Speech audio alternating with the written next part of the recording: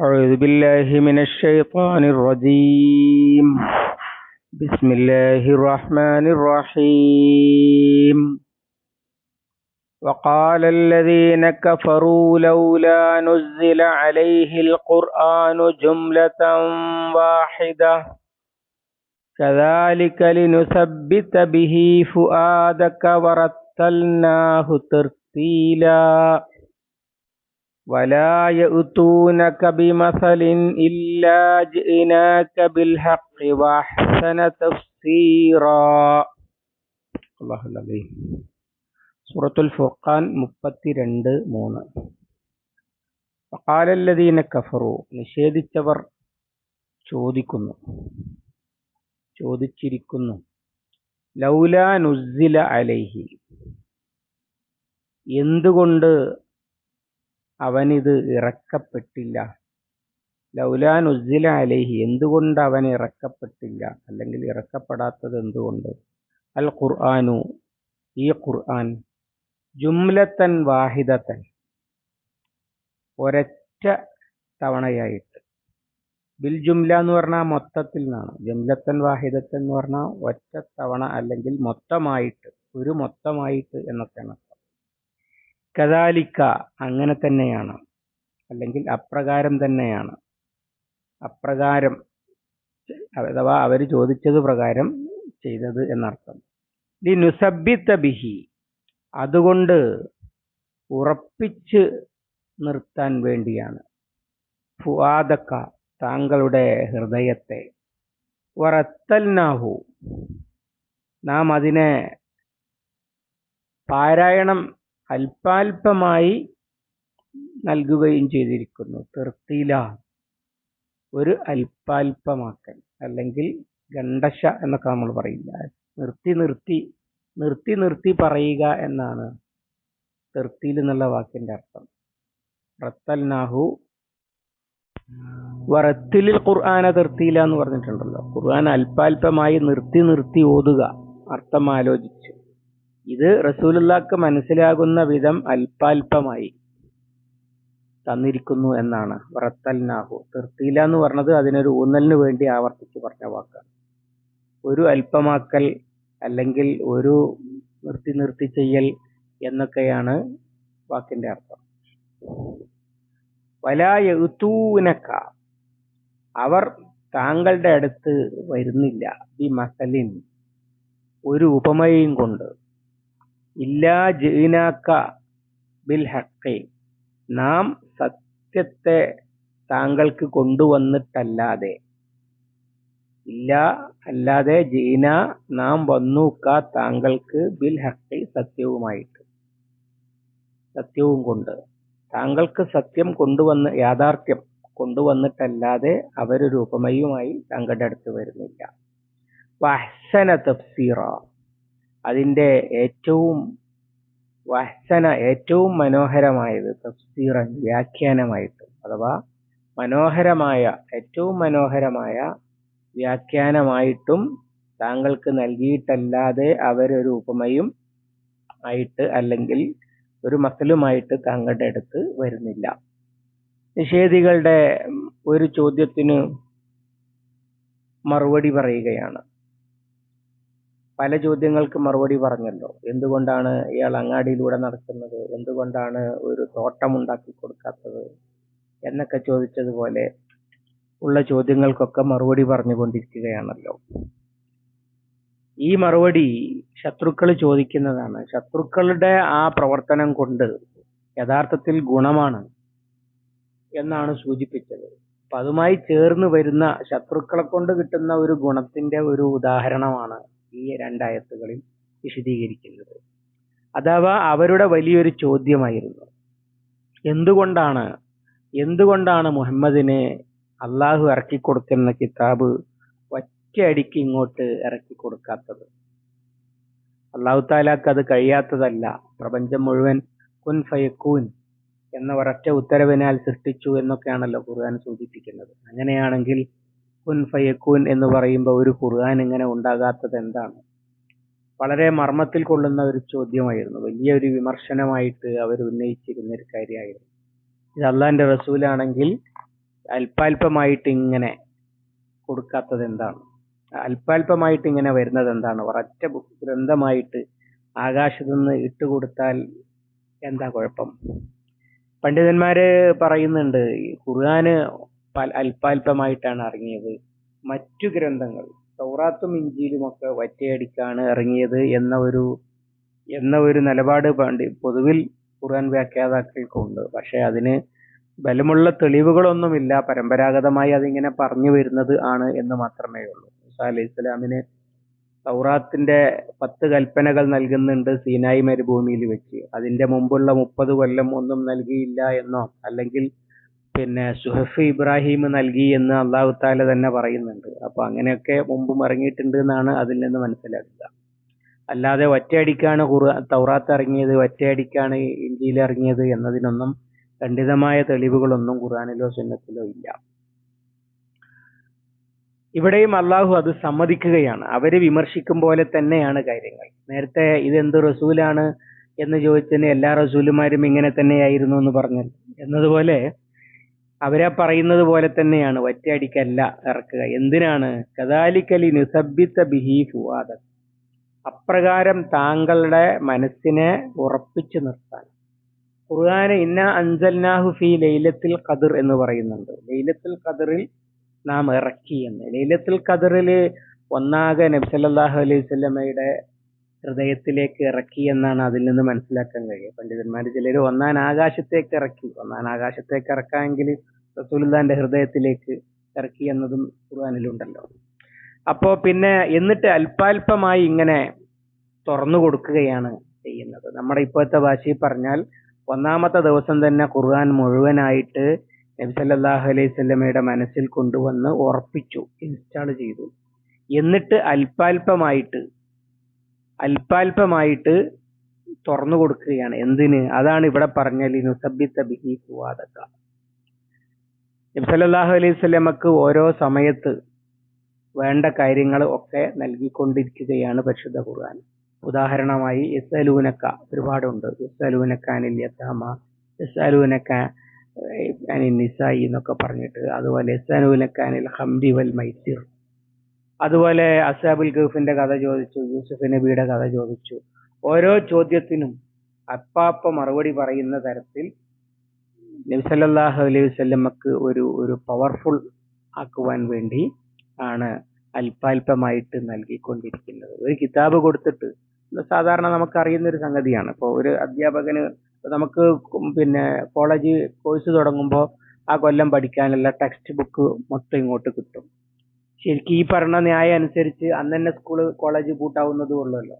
നിങ്ങൾക്ക് ഈ കൊല്ലം പരീക്ഷയ്ക്ക് വരാൻ സാധ്യതയുള്ള വിഷയങ്ങൾ ഒക്കെ ഇതാ തന്നിരിക്കുന്നു, ഇനി പോയി കൊണ്ടുപോയിക്കോളൂ എന്ന് പറഞ്ഞാൽ പോരല്ലോ. പകരം ഒരു അധ്യാപകൻ, മുതിർന്ന ക്ലാസ്സുകളിൽ വരെ ഒരു അധ്യാപകൻ അതിന്റെ ഓരോ ഭാഗമായിട്ട് ചർച്ച ചെയ്ത് വിദ്യാർത്ഥികളെ ക്രമപ്രവൃത്തമാക്കി വളർത്തി കൊണ്ടുവരികയാണ് ചെയ്യുക. എന്നിട്ടാണ് പരീക്ഷ നടത്തി കോഴ്സ് പാസ്സാക്കുക. അത് തന്നെയാണ് ഈ കദാലിക ലിനുസബ്ബിത ബിഹി ഫുആദക എന്ന് പറയുന്നത്. വറത്തൽനാഹു തർത്തീല, നാം അതിനെ അല്പാൽപമായിട്ട് ഇറക്കുക മാത്രമല്ല ചെയ്യുന്നത്, അതിന്റെ പാരായണം പിന്നെയും സ്ലോ ആക്കിയിരിക്കുന്നു. കാരണം എന്താണ്? നബി സല്ലല്ലാഹു അലൈഹി വസല്ലമ ഖുർആൻ പഠിക്കുകയല്ല, റസൂൽ സല്ലല്ലാഹു അലൈഹി വസല്ലമയിലേക്ക് ഖുർആൻ ഇങ്ങോട്ട് ലയിക്കുകയാണ് ചെയ്യുന്നത്. പിന്നെ ഖുർആനിന് വിരുദ്ധമായിട്ട് ഒന്നും അവിടെ നിന്ന് സംഭവിക്കുകയില്ല. അതുകൊണ്ടാണ് ഖുർആനും സുന്നത്തും പ്രമാണമാകുന്നത്. കാന ഖുർആനൻ യംഷി അലൽ അർളി, അദ്ദേഹം ഭൂമിയിലൂടെ നടക്കുന്ന ഒരു ഖുർആനായിരുന്നു എന്നാണല്ലോ ആയിഷ റളിയല്ലാഹു അൻഹ നബി സല്ലല്ലാഹു അലൈഹി വസല്ലമയെ കുറിച്ച് പറഞ്ഞത്. അങ്ങനെ റസൂലുള്ള എന്താണോ ചെയ്തത് അത് തന്നെയാണ് ഖുർആൻ പറഞ്ഞത്. അതിങ്ങനെ പഠിച്ച് പ്രാവർത്തികമാക്കുകയല്ല, പകരം റസൂലുള്ളാന്റെ മനസ്സിലും ചിന്തയിലും തന്നെ വരിക, ഉള്ളിലുള്ള ഖുർആനിന് അനുഗുണമായത്, അനുയോജ്യമായതാണ് വരിക. അങ്ങനെ റസൂലുള്ളാഹിൽ ഖുർആൻ ഇങ്ങോട്ട് ലയിപ്പിച്ചെടുക്കുക. എന്നിട്ട് പിന്നെ അത് അല്പാൽപമായി ഓതി കേൾപ്പിച്ചു കൊടുക്കുക. അങ്ങനെ കേൾക്കുന്നവർക്ക് മനസ്സിലാകുന്ന വിധം. നമ്മുടെ ഉള്ളിലിരിപ്പ് നമുക്കറിയാം. ആ ഉള്ളിലിരിപ്പ് ഒരാൾ ചോദിച്ചാൽ അയാൾക്ക് മനസ്സിലാകുന്ന പോലെ പറഞ്ഞു കൊടുക്കലാണ്. നമ്മുടെ ഉള്ളിലുള്ള ഒരു കാര്യം ഒരു കുട്ടി ചോദിച്ചാൽ പറഞ്ഞു കൊടുക്കുന്നതും ഒരു മുതിർന്നവൻ ചോദിച്ചാൽ പറഞ്ഞു കൊടുക്കുന്നതും വ്യത്യാസമുണ്ട് എന്നതുപോലെ ഖുർആനിന്റെ ശ്രോതാക്കൾക്ക് ഖുർആൻ റസൂലുള്ളാഹിന്റെ അനുയായികൾക്ക് മനസ്സിലാകുന്ന വിധം അല്പാൽപമായി പാരായണം ചെയ്ത് കൊടുക്കുകയും ചെയ്യുന്നുണ്ട്. അത് രണ്ടും സമ്മതിക്കുകയാണ്. എതിരാളികൾ ആക്ഷേപിക്കുകയാണ് ഇത് ഒറ്റയടിക്ക് വരാത്തത് എന്താണ്, ഇത് അല്പാൽപ്പം ഇങ്ങനെ പറഞ്ഞുകൊണ്ടിരിക്കുന്നത് എന്താണ് എന്ന്. അങ്ങനെ തന്നെയാണ് എന്ന് സമ്മതിക്കുകയാണ്. എന്നിട്ട് അതിന്റെ പ്രയോജനം പറയുന്നത് എന്താ? ഫലാ യഅ്തൂനക ബിമസലിൻ ഇല്ലാ ജീനാക ബിൽ ഹഖി വഅഹ്സന തഫ്സീറ. താങ്കൾക്ക് ഒരു ഉപമയുമായി, ഈ മസൽ എന്ന് പറഞ്ഞത് നേരത്തെ ഈ സൂറത്തിൽ തന്നെ വന്നിട്ടുണ്ട്. കൈഫ ഉൻദുർ കൈഫ ദറബു ലക്കൽ അംസാല, താങ്കൾക്ക് എങ്ങനെയാണ് അവർ ഉപമകൾ ചമക്കുന്നത് എന്ന് നോക്കൂ എന്ന് പറഞ്ഞില്ലേ. ആ മസൽ തന്നെയാണ് ഇവിടെ സൂചിപ്പിച്ചത്. റസൂൽ സല്ലല്ലാഹു അലൈഹി വസല്ലമ ഭ്രാന്തനാണ്, കവിയാണ്, മാരണക്കാരനാണ്, മാരണം ബാധിച്ചവനാണ്, ഇങ്ങനെ ഓരോന്ന് പറയുകയാണ്. അങ്ങനെ ഏത് പറയുമ്പോഴും അല്ലാഹു തആല അതിന്റെ മറുവശം യാഥാർത്ഥ്യം എന്താണ് എന്ന് വളരെ മനോഹരമായി വിശദീകരിച്ചു കൊടുക്കുന്നുണ്ട്. ഈ വിശദീകരിച്ചു കൊടുക്കൽ സാധ്യമാകുന്നത് എന്തുകൊണ്ടാണ്? ഖുർആനിന്റെ എതിരാളികൾ ഉന്നയിക്കാൻ സാധ്യതയുള്ള, ഇപ്പൊ നമ്മുടെ ചില ഈ സാധനങ്ങളുടെ ഒക്കെ കാറ്റലോഗിൽ ഒക്കെ ഉണ്ടാകും, പിന്നെ റീസെന്റ്ലി ആസ്ക്ഡ് ക്വസ്റ്റ്യൻ, സാധാരണയായി ആളുകൾ ചോദിക്കുന്ന ചോദ്യങ്ങൾ എന്ന പോലെ ഈ തൗഹീദിനും റിസാലത്തിനും ആഖിറത്തിനും എതിരെ ചോദിക്കപ്പെടാൻ സാധ്യതയുള്ള ചോദ്യങ്ങളുടെ ഉത്തരവുമായിട്ട് ഇറക്കുകയല്ല ചെയ്യുന്നത്. പകരം റസൂൽ സല്ലല്ലാഹു അലൈഹി വസല്ലമയുടെ ഹൃദയത്തിൽ നിന്ന് അത് പുറത്തെടുക്കാൻ ആ ചോദ്യങ്ങൾ ചോദിക്കപ്പെടുന്നത് വരെ കാത്തു നിൽക്കുകയാണ്. എന്നിട്ട് ആ ചോദ്യങ്ങളും അതിന്റെ ഉത്തരവും ആയിട്ട് ഇങ്ങോട്ട് വരികയാണ്. അഥവാ പിന്നെ ഇപ്പോ അനാഥയോട് നല്ല നിലയിൽ വർത്തിക്കണം എന്നത് ദീനുൽ ഇസ്ലാമിന്റെ അടിസ്ഥാന ആശയമാണ്. അത് ഖുർആനിന്റെ സ്രോതസ്സിൽ അതുണ്ട്.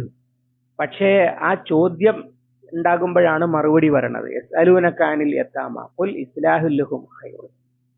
ചോദ്യം ചോദിക്കുമ്പോഴല്ല ഇസ്ലാഹ് ഖൈറാകുന്നത് തന്നെയാണ്. പക്ഷെ ആ ചോദിക്കുന്ന ആ മനസ്സുണ്ടാകുന്നത് വരെ കാത്തു നിൽക്കുകയാണ്. യസ്അലൂനക അനിൽ ഖംരി വൽ മൈസിരി ഖുൽ ഫീഹിമാ ഇസ്മുൻ കബീറുൻ വ മനാഫിഉ ലിന്നാസ്. അവര് പിന്നെ ചൂതാട്ടത്തെയും കള്ളിനെയും കുറിച്ച് ചോദിക്കുന്നു. ചൂതാട്ടത്തെയും കള്ളിനെയും കുറിച്ച് ചോദിക്കുമ്പോഴല്ല അതിൽ ഗുണവും ദോഷവും ഉണ്ട്, ഗുണത്തെക്കാളേറെ ദോഷമുണ്ട്, ദോഷമാണ് എന്ന വസ്തുത വരുന്നത്. അത് നേരത്തെ ഉള്ളതാണ്. അതുകൊണ്ട് തന്നെ ആശയം ഖുർആനിന്റെ സ്രോതസ് ലൗഹുൽ മഹ്ഫൂദിൽ നേരത്തെ ഉണ്ട്. അതിനെ ഇങ്ങോട്ട് ഇറക്കിക്കൊണ്ടുവരുന്നത് ഈ ചോദ്യത്തിന് മറുപടിയായിട്ടാണ്. അപ്പൊ അവര് ചോദിച്ചപ്പോ യസ്അലൂനക അനിൽ യതാമ, അതുപോലെ തന്നെ അംഫാൽ, യസ്അലൂനക അനിൽ അംഫാൽ, ഇങ്ങനെ ഒരുപാടുണ്ട്. ഇതുപോലെ വിമർശകർ ഓരോ വിമർശനം ഉന്നയിക്കുമ്പോഴാണ് അതിന്റെ മറുപടിയായ ആശയം ലൗഹുൽ മഹ്ഫൂദിൽ നിന്ന് റസൂലുള്ളാഹിന്റെ ഖൽബിലേക്ക് ഇറക്കിയത് ആളുകൾക്ക് പാരായണം ചെയ്യാൻ പറ്റുന്ന തരത്തിൽ ഇങ്ങോട്ട് പ്രക്ഷേപണം ചെയ്യുന്നത്. അപ്പോഴാണ് അത് ഇങ്ങോട്ട് തുറക്കുന്നത് എന്നാണ് പറഞ്ഞതിന്റെ അർത്ഥം. അങ്ങനെ അല്ലെങ്കിലുള്ള പ്രശ്നം എന്താണ്? ഞാൻ നേരത്തെ പറഞ്ഞ പോലെ റീസെന്റ്ലി ആസ്ക്ഡ് ക്വസ്റ്റ്യൻസ് കൊണ്ടൊരു കിതാബ് അവിടെ ഉണ്ടാകും. ആരാലും പരിശോധിക്കപ്പെടുകയില്ല. ഇതങ്ങനല്ല. ഖുർആൻ ജീവിക്കുകയാണ്. എന്നാലും നമുക്ക് ചോദിക്കാം, അങ്ങനെ എന്തിനാണ്? അതിന് അല്ലാഹു തആല ഒരു മറുപടി മറ്റൊരിടത്ത് പറയുന്നുണ്ടല്ലോ. ഖുർആൻ സൂറത്തു മാഇദയിൽ കഅബയെക്കുറിച്ചും, കഅബ അതുപോലെ പിന്നെ ഷഹ്റുൽ ഹറാം, പിന്നെ ബലിമൃഗം, അതിന്റെ ബാഡ്ജ്, ഇതൊക്കെ പവിത്രമാക്കിയിരിക്കുന്നു, ജനങ്ങൾക്കുള്ള നിലനിൽപ്പാക്കിയിരിക്കുന്നു എന്നൊക്കെ പറഞ്ഞിട്ട് അല്ലാഹ് പറയുന്നുണ്ട്. ദാലിക ലിതഅലമു അന്നല്ലാഹ യഅലമു മാ ഫിസ് സമാവാതി വമാ ഫിൽ അർദ്. ആകാശത്തും ഭൂമിയിലുള്ളതൊക്കെ അല്ലാഹു തആല അറിയുന്നുണ്ട് എന്ന് നിങ്ങൾ അറിയാൻ വേണ്ടിയിട്ടാണ്. അഥവാ അല്ലാഹു ദൈവം എവിടെയോ ഇരുന്ന് എന്തോ പ്രക്ഷേപണം ചെയ്യുകയല്ല.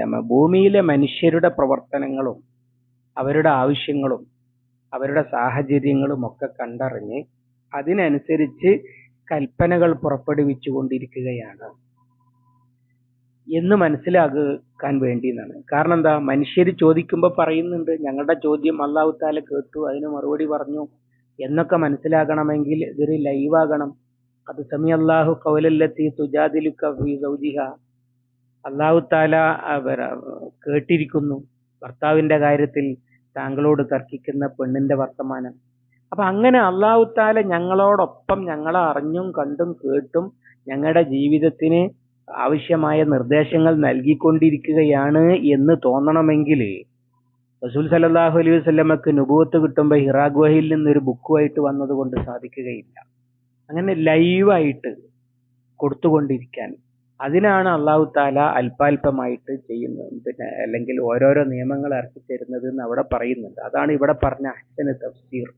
അവരോരോരോ ചോദ്യങ്ങളുമായിട്ട് വരുന്നു, അല്ലെങ്കിൽ റസൂലുള്ളാഹിക്ക് ഓരോ ഉപമകൾ ചമയ്ക്കുന്നു, അതിന്റെ യാഥാർത്ഥ്യം അള്ളാഹു താല വ്യക്തമാക്കുന്നു, അതിന്റെ നല്ല വ്യാഖ്യാനവും വളരെ മനോഹരമായ വ്യാഖ്യാനവും, അതോടുകൂടി അത് പിന്നെ എതിർ ന്യായങ്ങൾ അങ്ങോട്ട് പൊളിഞ്ഞ് തകർന്നു പോകുന്നു. അതാണ് വഹ്സന തഫ്സീറ എന്ന് പറഞ്ഞത്. ഇങ്ങനെ മനുഷ്യന്റെ ജീവിതത്തോടൊപ്പം ആണ് ഖുർആൻ ഇറങ്ങിക്കൊണ്ടിരിക്കുന്നത്.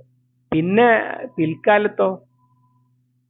പിൽക്കാലത്ത് നമ്മൾ കാണുന്നത് ഖുർആൻ ആകുന്ന ഗ്രന്ഥം മാത്രമല്ല, ഖുർആൻ അനുസരിച്ച് ജീവിച്ച ഒരു ഒരു പിന്നെ സമൂഹത്തെയും ആ സമൂഹത്തിനെ അങ്ങനെ ആക്കിയെടുത്ത ഒരു മനുഷ്യനെയും, അഥവാ നബി സല്ലല്ലാഹു അലൈഹി വസല്ലമയെയും എല്ലാം കൂടിയാണ് നമ്മൾ ഖുർആനെ പഠിക്കുന്നത്. അതുകൊണ്ടാണ് സുന്നത്തിന്റെ പ്രാമാണികത ഇത്ര പ്രാധാന്യമുള്ളതായത്. അതുകൊണ്ടാണ് സുന്നത്ത് നിഷേധം കുഫ്റാവുന്നത്. കാരണം എന്താ? ഖുർആൻ ഇറക്കിയ നബി സല്ലല്ലാഹു അലൈഹി വസല്ലം ഇത് എങ്ങനെയാണ് പ്രാവർത്തികമാക്കിയത് എന്നുകൂടി അറിഞ്ഞുകൊണ്ട് വേണം ഖുർആൻ വായിക്കാൻ. അല്ലാതെ കേവലം ഡിക്ഷണറി വെച്ച് അർത്ഥം പറയുന്ന തരത്തിൽ ഖുർആനിനെ വായിച്ചാൽ പിടുത്തം കിട്ടുകയില്ല. കാരണം ഖുർആൻ ഒരു തിയറി മാത്രമല്ല, അതിന്റെ ഒരു അപ്ലിക്കേഷനും കൂടി ഉണ്ട്. അങ്ങനെയാണ്. അപ്പൊ അതുകൊണ്ട് തന്നെ അന്ന് ആളുകൾക്ക് റസൂലുള്ളാന്റെ വ്യക്തിത്വവും സമൂഹവും രൂപപ്പെടുന്നതിനോടൊപ്പം ഖുർആൻ ഇങ്ങനെ ഉണ്ടായി വരികയാണ്. പിന്നീടുള്ള മോമിനുകൾക്ക് ഖുർആൻ ഒരു ബുക്കാണ്. പക്ഷെ ആ ബുക്കിന്റെ കൂടെ അതിന്റെ വിശദീകരണമാകുന്ന ഒരു നബി സല്ലല്ലാഹു അലൈഹി വസല്ലമയുടെ ജീവിതവും അദ്ദേഹത്തെ പിൻപറ്റിയ കുറെ മനുഷ്യരുടെ ജീവിതവും ഒക്കെ കൂടെയാണ് കിട്ടുന്നത്. അതോടുകൂടി നേരത്തെ പറഞ്ഞ ഈ ഒറ്റ ബുക്കാകുമ്പോൾ ഉണ്ടാകുന്ന പ്രശ്നം ഇല്ലാതിരിക്കും. കാരണം ഒറ്റ ബുക്കിൽ എന്താണോ ഉള്ളത് എന്ന് ഉദാഹരണം പറഞ്ഞാല്, ഇപ്പൊ നമ്മൾ അനന്തരാവകാശ നിയമം ഖുർആനിൽ എന്താണ് പറഞ്ഞിരിക്കുന്നത് എന്ന് നമ്മൾ സൂറത്തുൻ നിസായിലെ 2-3 ആയത്ത് പഠിക്കുമ്പോഴാണ് നമുക്ക് മനസ്സിലാവുക. പക്ഷെ നമ്മൾ ജീവിക്കുന്നത് ആ ആയത്തിൽ പറഞ്ഞത് പ്രകാരം അനന്തരാവകാശം വീതിക്കപ്പെട്ട ഒരു സമൂഹത്തിലാണ്. കുടുംബജീവിതവുമായി ബന്ധപ്പെട്ട നിയമങ്ങൾ ഖുർആനിൽ പറഞ്ഞത് ആയത്ത് പഠിക്കുമ്പോഴാണ് മനസ്സിലാകുക. പക്ഷെ നിയമം അപ്ലൈ ചെയ്യുന്നത് അതിന്റെ മുമ്പ് തന്നെ മുസ്ലിം സമൂഹം, ഉമ്മത്ത് എന്ന് പറയുന്ന ഒന്നുണ്ട് ഇവിടെ. അതിലത് അപ്ലൈ ചെയ്യുന്നുണ്ട്. അതുകൊണ്ട് തന്നെ ഏട്ടിൽ എന്തോ ഒരു നിയമമുണ്ട് ഞങ്ങൾക്ക് അറിയില്ല എന്ന് പറയുന്ന ഒരു പ്രശ്നം ഉണ്ടാകുകയില്ല. അതാണ് നബി സല്ലല്ലാഹു അലൈഹി വസല്ലമയുടെ ജീവിതവും ഖുർആനും തമ്മിലുള്ള ബന്ധം. അതാണ് ആയിഷ റളിയല്ലാഹു അൻഹ പറഞ്ഞത്, കാന ഖുർആനൻ യംശി അലൽ അർളി, ഭൂമിയിൽ നടക്കുന്ന ഒരു ഖുർആനായിരുന്നു. കാന ഖുലുഖുഹു ഖുർആന, അദ്ദേഹത്തിന്റെ സ്വഭാവം തന്നെ ഖുർആനായിരുന്നു എന്നൊക്കെ പറഞ്ഞതാണ്. വളരെ ആയത്തിൽ പഠിക്കേണ്ട ഒരു വിഷയമാണ്. ഈ ആയത്തിന്റെ വിശദീകരണത്തിൽ നമുക്ക് എത്രയാണ് പറയാൻ കഴിയുക? അല്ലാഹു സുബ്ഹാനഹു വ തആല അവന്റെ കലാം ശരിയായി പഠിക്കുവാനും മനസ്സിലാക്കുവാനും പാഠങ്ങൾ ഉൾക്കൊള്ളുവാനും ജീവിതത്തിൽ പകർത്തുവാനും നമുക്ക് തൗഫീഖ് നൽകി അനുഗ്രഹിക്കുമാറാവട്ടെ. അല്ലാഹുമ്മ അല്ലിംനാ മാ യൻഫഉനാ വൻഫഅനാ ബിമാ അല്ലംതനാ റബ്ബനാ സിദ്നാ ഇൽമൻ വഫഹ്മൻ വദിഖ്ഖതൻ വനദറാ. اللهم اجعل القرآن ربيع قلوبنا ونور صدورنا وجلاء حزننا وذهاب همنا وغمنا. ربنا تقبل منا إنك أنت السميع العليم وتب علينا إنك أنت التواب الرحيم واغفر لنا يا غافر المذنبين. صلى الله على محمد وعلى آله وصحبه وسلم ومن تبعهم بإحسان إلى يوم الدين والحمد لله رب العالمين.